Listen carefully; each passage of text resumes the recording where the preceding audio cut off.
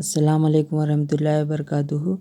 آج کے اس ویڈیو میں ہم جماعت نحوم کے باب نمبر 9 کے اہم نکات دیکھیں گے۔ تو چلیے دیکھتے ہیں۔ باب نمبر 9 مالیاتی نظام اور قرض۔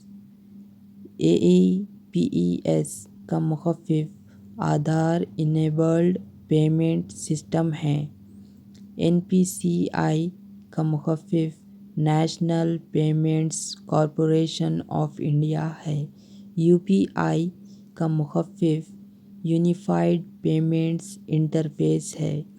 جو بینک AEPES خدمات کی پیشکش کرتے ہیں، ان کے کھاتہ داروں کو اپنا کھاتہ آدھار نمبر سے مربوط کرنا پڑتا ہے، یعنی کہ جو آدھار انیبلڈ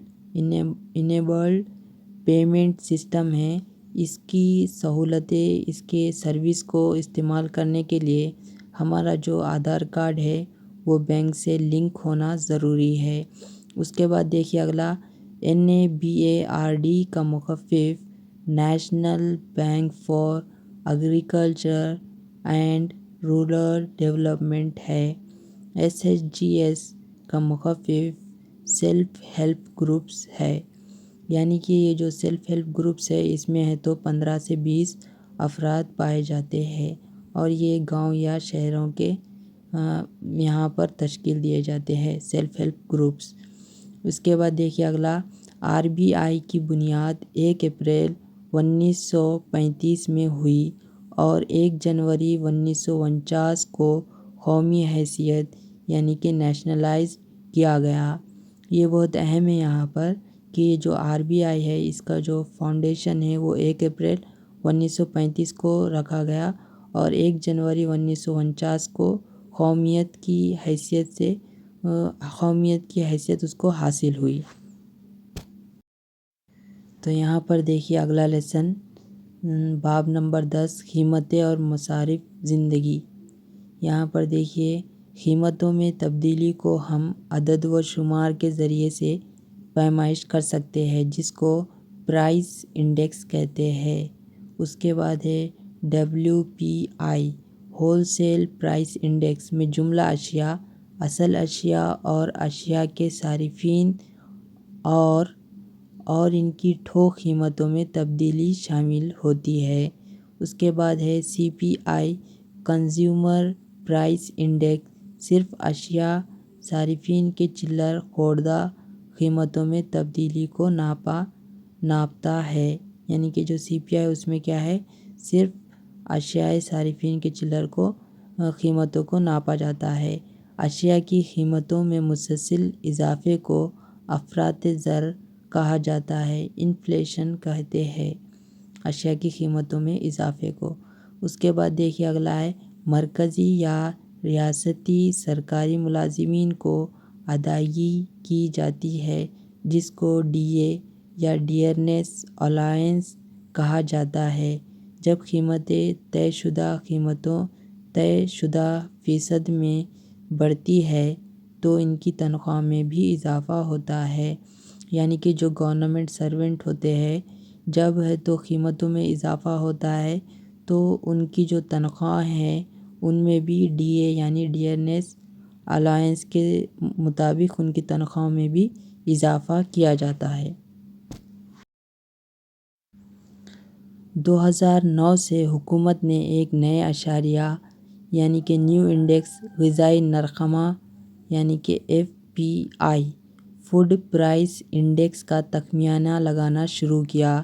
یہ انڈیکس غذائی اشیاء کی قیمتوں میں اضافے کا تخمینہ لگاتا ہے، جس کو غذائی افراط زر یا فوڈ انفلیشن کہتے ہیں۔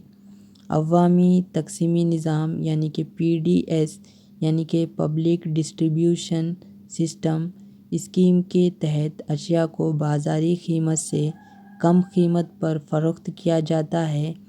قیمت کے فرق کو حکومت برداشت کرتی ہے، جس کو سبسڈی کہتے ہیں۔ اس کے بعد دیکھیں اگلا NAFED کا مخفف national agricultural cooperative marketing federation of India limited ہے۔ اس کے بعد اگلا لیسن کا دیکھیں گے ہم، لیسن نمبر 11، باب نمبر 11، سرکاری بجٹ اور ٹیکس عائد کرنا۔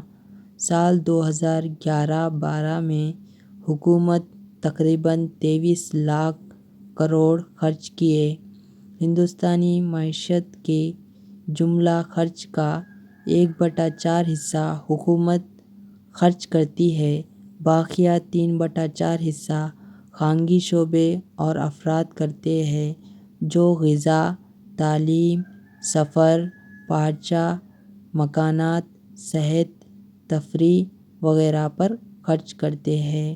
یعنی کہ جو ہندوستان کا جو بجٹ ہے اس میں سے 1/4 حصہ حکومت خرچ کرتی ہے اور باقی کا 3/4 حصہ وہ عوام پر خرچ کیا جاتا ہے۔ سال 2011-12 میں جملہ اخراجات کا 12% تعلیم، آرٹ اور ثقافت پر خرچ کیا گیا، صحت و صفائی پر 4% اور دیہی ترقی پر 4% خرچ کیا گیا۔ سال 1947-48 میں آزاد ہندوستان کا بجٹ صرف 197 کروڑ تھا۔ یعنی کہ جو ہماری آزادی کے جب جو ہمارا ہندوستان کا بجٹ تھا وہ 197 کروڑ تھا، اب ہے تو بڑھ چکا ہے۔ محصولات یا ٹیکسوں کی درجہ بندی 2 زمروں میں کی گئی ہے۔ یعنی کہ جو ٹیکس ہے اس کو 2 زمروں میں بتایا گیا ہے۔ پہلا ہے راست ٹیکس، یعنی کہ ڈائریکٹ ٹیکس ہے۔ ڈائریکٹ ٹیکس میں دیکھیے کون سے آتے، ایک ہے انکم ٹیکس ہے، کیپٹل گین ٹیکس ہے، کارپوریٹ ٹیکس ہے، پراپرٹی ٹیکس ہے۔ یہ 4 ٹیکس جو ہے وہ ڈائریکٹ ٹیکس کہلاتے ہیں۔ اب اس کے بعد اگلا ٹیکس دیکھیے، بلا واسطہ ٹیکس یعنی کہ انڈائریکٹ ٹیکسز۔ یہ کون سے ہے؟ ویلیو ایڈڈ ٹیکسز ہے، ویٹ ہے، سیلز ٹیکس ہے، سروس ٹیکس ہے، کسٹم ڈیوٹی ٹیکس ہے، ایکسائز ڈیوٹی ٹیکس ہے۔ یہ جتنے بھی ہیں وہ کیا ہے؟ انڈائریکٹ ٹیکسز ہے۔ کمپنیاں اور فیکٹریوں کو منافع پر کارپوریٹ ٹیکس ادا کرنا پڑتا ہے۔ انکم ٹیکس افراد کی شخصی آمدنی پر عائد کیا جاتا ہے۔ ہندوستان میں جی ایس ٹی یعنی گڈس اینڈ سروس ٹیکس 1 جولائی 2017 میں نافذ کیا گیا۔ یعنی کہ جو جی ایس ٹی ہے وہ کب نافذ کیا گیا؟ 1 جولائی 2017 میں نافذ کیا گیا۔ لوگ اپنی کمائی ہوئی آمدنی کو ظاہر نہیں کرتے یا اصل سے کم بتاتے ہیں۔ یہ آمدنی جو چھپائی جاتی ہے کالا دھن یا بلیک منی کہلاتی ہے۔ یعنی کہ جو لوگ اپنی کمائی کو چھپا کے رکھ لیتے وہ چیز کیا ہوتی بولے تو بلیک منی کہلاتی ہے۔